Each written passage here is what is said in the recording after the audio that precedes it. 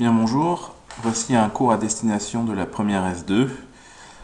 Je pars à partir du sixièmement, équation de droite et collinéarité. Donc nous avons déjà dit qu'on appelle vecteur directeur d'une droite D tout vecteur non nul dont la direction est identique à celle de D. Et nous avons donc ici le vecteur directeur AB qui est donc le vecteur directeur de D et puis tous les vecteurs en rouge qui sont des vecteurs collinéaires à ce vecteur AB qui sont aussi des vecteurs directeurs. Un vecteur directeur n'est pas obligé d'être sur la droite D. Donc nous avons vu qu'un point M, qui est ici, appartient à une droite D, qui est ici en pointillé, si et seulement si le vecteur AM et le vecteur U, qui est un vecteur directeur de cette droite D, sont collinéaires. Et nous avons fait cette démonstration. Et c'est cette démonstration qui va m'intéresser, puisque nous l'avons déjà faite, mais je voudrais la regarder un petit peu plus en détail. Donc pour cela, on va passer les exercices que nous avons déjà faits. Vous allez écrire dans votre leçon septièmement, propriété d'une équation cartésienne d'une droite. Donc si vous n'avez pas le temps d'écrire, bien sûr, vous appuyez sur la fonction stop de votre lecteur vidéo. Puis, on revient donc à la démonstration précédente qui est ici. Et on va suivre un petit peu les coordonnées du vecteur alpha. Pour cela, je vais prendre un marqueur de couleur jaune et je vais suivre la valeur alpha qui est donc l'abscisse du vecteur directeur. Donc nous avons dit que nous avons donc une droite D qui a pour vecteur directeur alpha, enfin U de coordonnées alpha, bêta. Et donc pour tout point M de coordonnées x, y, nous avons M qui appartient à la droite D, si et seulement si le vecteur AM, dont les coordonnées sont ici, et le vecteur U de coordonnées alpha, bêta sont collinéaires. Donc on retrouve le alpha ici. Ensuite, ce alpha intervient dans le calcul pour la collinéarité, on le retrouve ici. Et après avoir développé, alpha va venir multiplier y, si vous voyez bien, on va le retrouver ici. Alors il y en a un autre ici, mais celui-là on ne va pas en parler. On va regarder juste celui qui est ici, qui est tout seul. Donc on a bêta x moins alpha y. Et donc on pose à un moment donné b égale à moins alpha. Donc on s'aperçoit que si on regarde b, en fait on regarde l'opposé de alpha. Et donc ici, le alpha est caché derrière ce b qui est ici, dans ax plus by plus c. Donc ça c'est le premier enseignement. Deuxième chose, identique, on va regarder le chemin un peu du bêta. Bêta c'est donc l'ordonnée du vecteur directeur de la droite D. On le retrouve bien entendu ici. AM et le vecteur U sont collinéaires, donc on fait le calcul. Donc le bêta se retrouve ici. Et on s'aperçoit que lorsqu'on développe, le bêta vient multiplier le x, et puis on le retrouve aussi ici, mais pareil, comme tout à l'heure, ça ne nous intéresse pas. Donc le bêta, on s'aperçoit que du coup, quand on pose A égale à bêta, donc ça veut dire que le bêta se cache ici. Donc en clair, ce qui va être important, c'est que à cet endroit-là, ici, voilà, ça commence mal. Donc, à cet endroit ici, se cache moins bêta. À cet endroit-là, se cache... Non, raté. À cet endroit-là, ici, se cache moins alpha. Et à cet endroit-là, se cache ici bêta. Donc, on peut donc en sortir une propriété de cours. C'est que si on a une droite qui a une équation cartésienne du type ax plus by plus c égale 0, eh bien, on peut avoir directement les coordonnées du vecteur directeur, et ces coordonnées sont donc alpha et bêta. Donc ça veut dire qu'ici, on va avoir moins b, et ici, on va avoir a. Donc ça, un résultat que vous devez savoir, c'est qu'une droite dont l'équation s'écrit ax plus by plus c égale 0, elle a pour vecteur directeur un vecteur dont les coordonnées sont moins b, a. Alors voyons tout de suite qu'est-ce que ça donne dans un exercice. Voici un exercice. Alors c'est un exercice qui est ici dans votre livre, issu de votre livre, à la page d'un exercice résolu. Donc on vous donne 4 équations de droite. La première est ici, c'est D1, D2, D3 et D4. On vous demande de donner un vecteur directeur de chacune de ces droites. Donc on va commencer par la première. Donc je vais faire la première avec vous. Donc D1, son équation c'est 2x plus 3y moins 1 égale 0. On identifie le nombre A, donc le nombre A de tout à l'heure c'est évidemment 2, et le nombre B c'est plus 3. Donc on peut directement donner un vecteur directeur de D1, donc ce vecteur directeur on va donc écrire donc. Le vecteur directeur on va l'appeler U indice A, on n'oublie pas la flèche. Et d'après le cours, il est de coordonnées moins B pour l'abscisse et A pour l'ordonnée. Donc moins B, ça va donner évidemment moins 3, puisque B égale plus 3, moins B vaut moins 3. Et A, eh bien, ici, va donner 2. Donc voici le vecteur directeur de U1. Donc, voilà pour le premier. Ce que je vous demande de faire maintenant, c'est de d'arrêter la vidéo, de la mettre en pause, et de me trouver les vecteurs directeurs de la droite D2, de la droite D3 et de la droite D4. Donc là maintenant c'est comme dans les émissions de cuisine, vous arrêtez, on se retrouve tout de suite. Bien. Vous avez dû terminer l'exercice, il est temps de corriger. Donc, nous passons donc à l'équation de la droite D2. Donc, je vais la recopier pour être tout à fait clair, mais ce n'est pas obligatoire. Donc, D2 de l'équation 3x plus 2y moins 7 égale 0. Donc, le vecteur directeur de cette droite, c'est le vecteur U2. Et là, en le faisant tout doucement, encore une fois, je vais identifier B ici. Je vais identifier A ici. Donc, si, comme dans le cours, là, le vecteur directeur est de coordonnées moins BA, ça veut donc dire que le vecteur U2, si comme B est égal à plus 2, moins B vaut moins 2. Et A va être ici pour l'ordonnée du vecteur U2. Donc voici donc pour le vecteur, la droite D3. Nous passons à la droite D4. Donc la droite D4, non pas D4, D3, pardon. Donc D3, alors elle est de coordonnées x plus 3 demi de y moins 4 égale 0. Donc, on va faire comme tout à l'heure, on va identifier.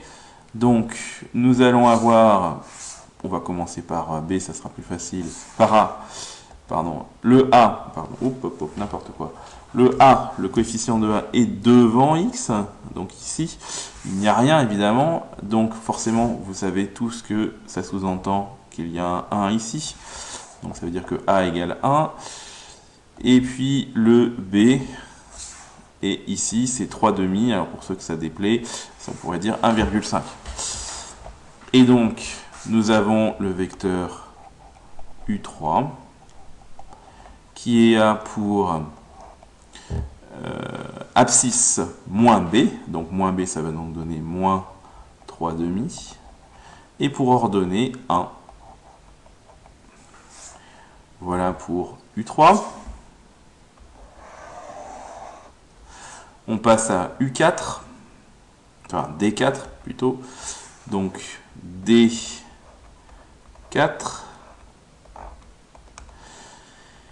Donc là, l'équation est un peu... Si on la regarde ici, cette équation, hein, si on regarde à cet endroit-là, on s'aperçoit que l'équation est sous la forme réduite. Alors, c'est-à-dire y égale mx plus p.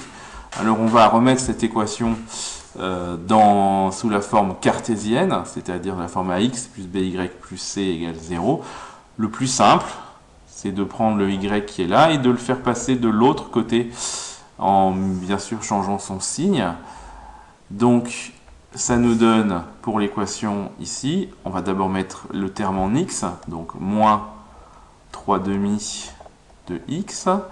Le y, quand il passe de l'autre côté ici, devient moins y, plus c, c'est-à-dire 5 demi, égale 0.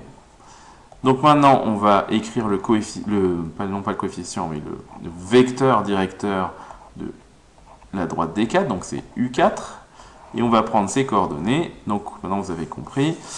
Évidemment, pour A, eh bien, nous allons avoir moins 3 demi. Pour B, nous allons avoir, alors on n'a que moins, mais évidemment, vous aurez tous compris que ici, il y a un 1 qui est caché.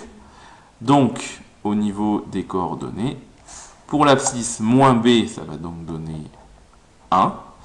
Et A va donc donner ici moins 3 demi, l'ordonnée du vecteur U4. Bien, on vérifie rapidement ce qui était les solutions dans le livre. Moins 3, 2, moins 2, 3, moins 3 demi, 1, et 1, moins 3 demi. À noter quand même que pour U4, on aurait pu faire autre chose, c'est-à-dire que Y, ici, aurait pu rester sur place, et on aurait pu prendre moins 3 demi de x et plus 5 demi, et les mettre de l'autre côté, plutôt à gauche. Dans ces cas-là, le vecteur U4, ce serait écrit moins 1 plus 3 demi. Alors il y a une suite, il y a une deuxième question. Parmi ces droites, lesquelles sont parallèles? Alors c'est la suite de l'exercice. Lesquelles sont parallèles? Donc je vais vous laisser y réfléchir. Donc pareil, vous coupez la vidéo maintenant et vous cherchez. Voilà. Pour savoir, alors maintenant que vous avez trouvé, ou vous n'avez pas du tout trouvé, dans ces cas-là, vous regardez la correction directement. Pour savoir si deux droites sont parallèles, il suffit de voir si leurs vecteurs directeurs sont collinéaires. Alors, quand on regarde le vecteur U1, on a envie de dire qu'il pourrait être collinéaire avec un autre vecteur. Alors, on voit bien que pour passer de moins 3 à moins 2 en multipliant, c'est pas très facile. Pareil, de 2 à 3, c'est pas facile. Par contre, de moins 3 à moins 3,5, c'est assez simple. Pour passer de moins 3 à moins 3,5, il faut diviser par 2. Et puis, pour passer de 2 à 1, il faut diviser par 2. Donc, on se rend compte, hein, si on regarde bien, que, on va écrire deuxièmement, que U1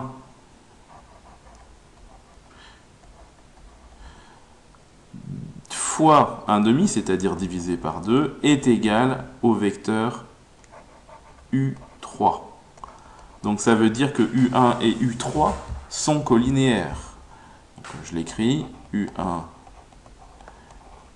et U3 sont collinéaires.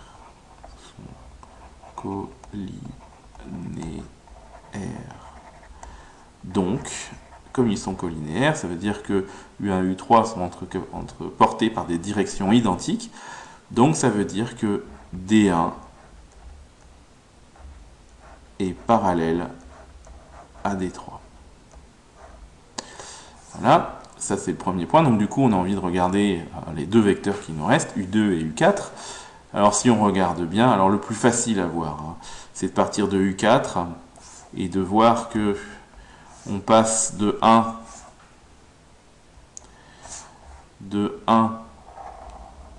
un moins 2 ici en multipliant par moins 2 et de moins 3 demi à moins 3 en multipliant par moins 2 aussi. Donc, on peut donc dire que si on prend le vecteur U4, qu'on le multiplie par moins 2, eh bien on obtient le vecteur U2. Et de la même façon, alors je ne vais pas l'écrire cette fois-ci, on a donc U4 et U2 qui sont collinaires, et donc D4 est parallèle à D2.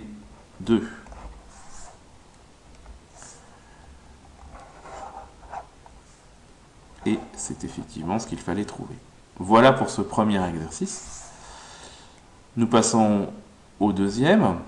Il s'agit du numéro 64 de la page 332. Alors nous allons bien examiner cet exercice. Vous avez donc D, qui est la droite d'équation 4x moins y plus 3 égale 0. Donc c'est une équation cartésienne.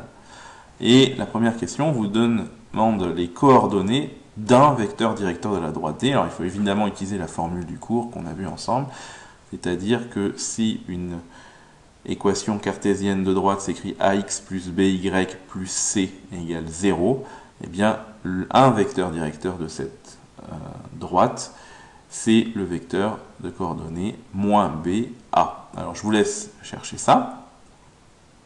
Donc vous coupez la vidéo, vous trouvez le vecteur directeur. Bien, vous avez dû trouver le vecteur directeur, j'imagine. C'est quand même relativement facile. Alors, je vais l'expliquer pour ceux qui n'ont pas compris. Alors, on va identifier, nous avons A dans AX plus BY qui est ici. Nous avons B qui est ici. Alors, évidemment, c'est un B qui est un peu caché, c'est moins 1. Donc, nous avons donc le vecteur directeur directement. Donc, on va écrire tout simplement la solution. Le vecteur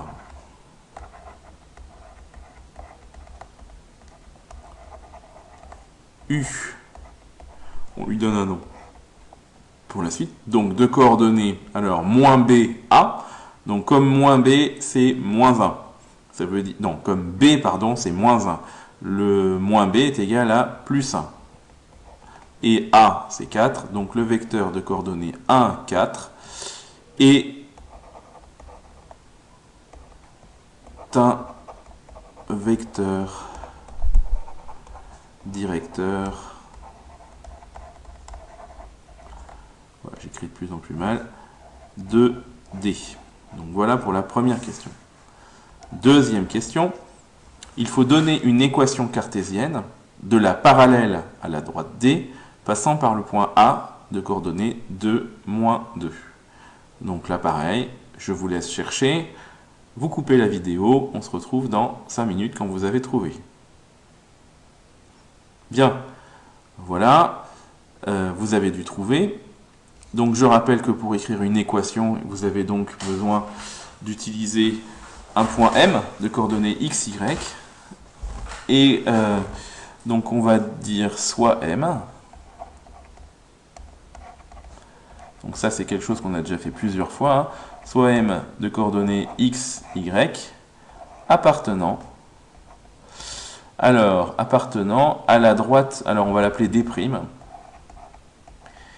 Et cette droite D', elle passe par A et elle est parallèle à la droite D. Comme la droite D' passe par A, eh bien, ça veut dire que le vecteur AM, si M appartient à cette droite, est un vecteur collinéaire, enfin, est un vecteur directeur de la droite. Bon, mais surtout, comme c'est marqué ici, la droite D' est la parallèle à la droite D, ça veut dire que le vecteur U, qui est ici, est un vecteur directeur de la droite D et de la droite D'. Donc, ici, on va pouvoir donc dire que ça équivaut à ce que le vecteur AM, donc, et le vecteur U sont collinéaires. Bien, du coup, comme AM et U sont collinéaires, on va calculer leurs coordonnées. Or, alors le vecteur AM s'écrit donc x, y, moins ici 2, et puis ici moins 2, donc on peut directement mettre plus 2. Et le vecteur U, on le connaît, puisque on l'a calculé il y a 2 minutes, c'est le vecteur 1, 4. Or, AM et U sont ainsi faits. Donc ça veut dire que, comme ils sont collinéaires d'après la formule, on va donc faire 4 fois x-2. Alors normalement, en fait, ce qui se passe, c'est qu'on écrit c'est x-2 fois 4, mais on le met dans le bon sens pour pouvoir développer après. Moins 1 fois y plus 2. Et comme ils sont collinéaires, ça veut dire que c'est égal à 0. Donc ça, on développe. Ça fait donc 4x moins 8 moins y moins 2 égale 0. Et on trouve l'équation cartésienne de la droite des primes.